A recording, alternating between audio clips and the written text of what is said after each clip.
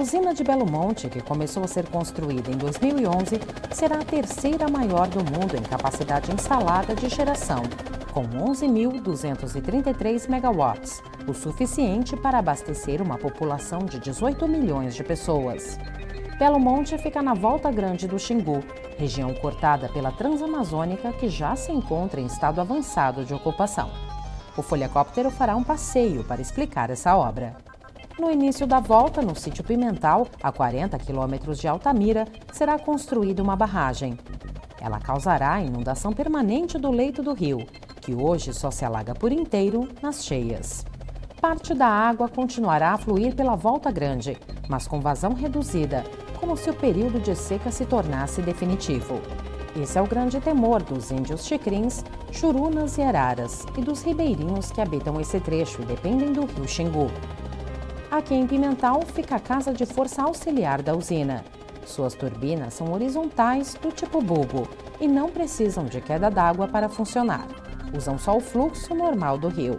Elas vão gerar uma parcela muito pequena da energia total da hidrelétrica, em torno de 2%. A maior parte da energia virá da casa de força principal, no sítio Belo Monte.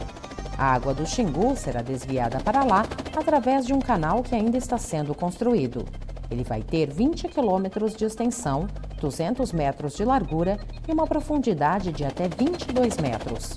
A água desviada por esse canal vai preencher um reservatório de 130 quilômetros quadrados.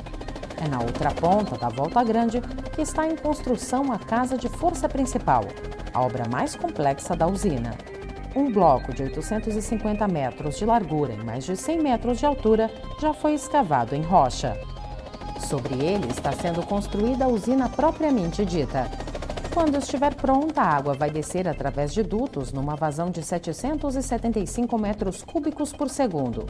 Isso quer dizer que a cada 3 segundos, o volume de uma piscina olímpica passará através de cada uma das 18 turbinas da usina principal, que são verticais, do tipo Francis.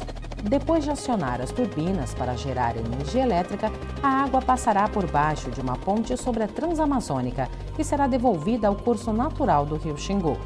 Nos próximos 6 anos, o país acompanhará passo a passo a construção dessa, que é uma das maiores e mais controversas obras de infraestrutura de nossa época.